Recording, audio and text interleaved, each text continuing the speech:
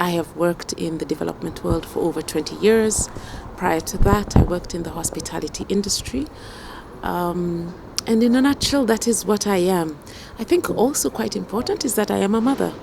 I have a daughter. She just turned 18. She's a new adult into the team. But in a nutshell, that's who I am. Now, to answer your question specifically, what is it that I want to bring to the people of Dagoretti North? I would like that there is a clear link between people and projects.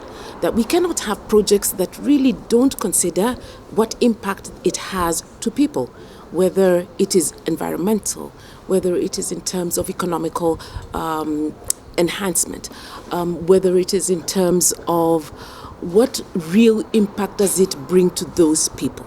So that is what I am bringing to the people of Dagoretti North. I know very much people want us to talk about, very specific things.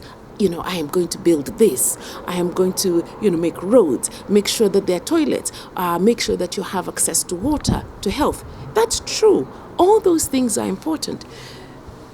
What I say to that is, first, if you follow the law, then actually those things will fall into place. Secondly, I think it is extremely important that people understand what is the role of an MCA? What is the role of a member of parliament? What's the role of a senator, a women rep? What is the role of a governor? And it's important for us to educate ourselves. So one other key thing that I want to do for people of Dagoretti North is really to enlighten them. A lot of civic education so that they understand what are their rights. I have always been told that I am very straight.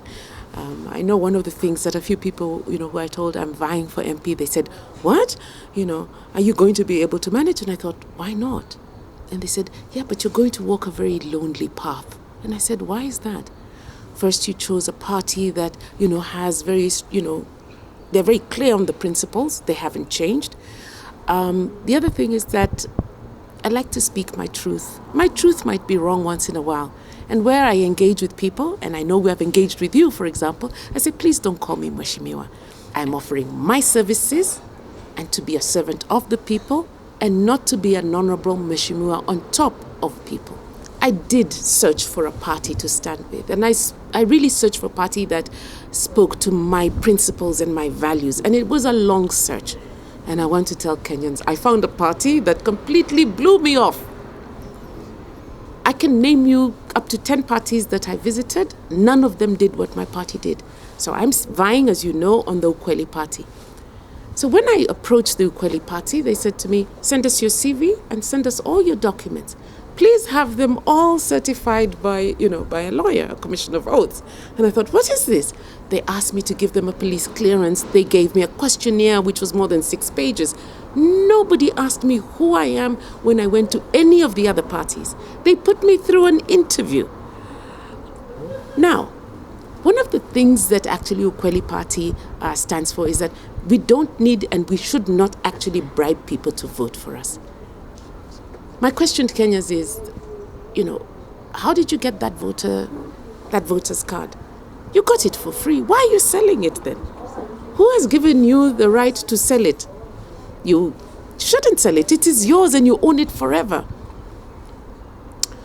I think buying, or bribing or giving people money so that they can vote for you is the first biggest lie that one can tell.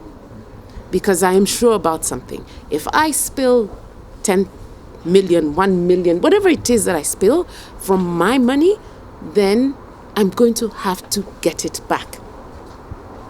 And this is why sometimes I say you have politicians or people who come and campaign and they say, okay, here's the money.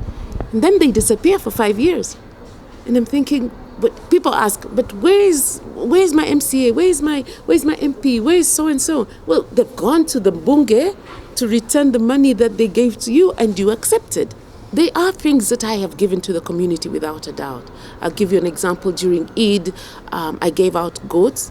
And I can tell you, I reached out to friends and I said, I hear you've got goats. Can I buy goats from you? And they said, actually, we were in a meeting. Can I put you on speaker?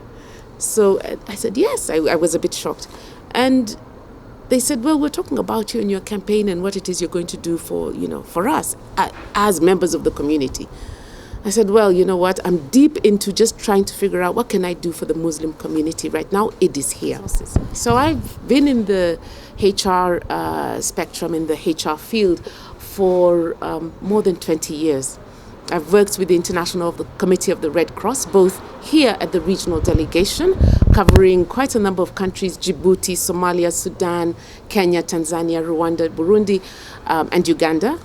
And I've also worked in Geneva at the headquarters. And at the headquarters, I was in charge. I was the HR advisor for both East and West African countries. Well, I think it started at a very early age. I love to cook. I love to experiment. And for me, it is my little haven.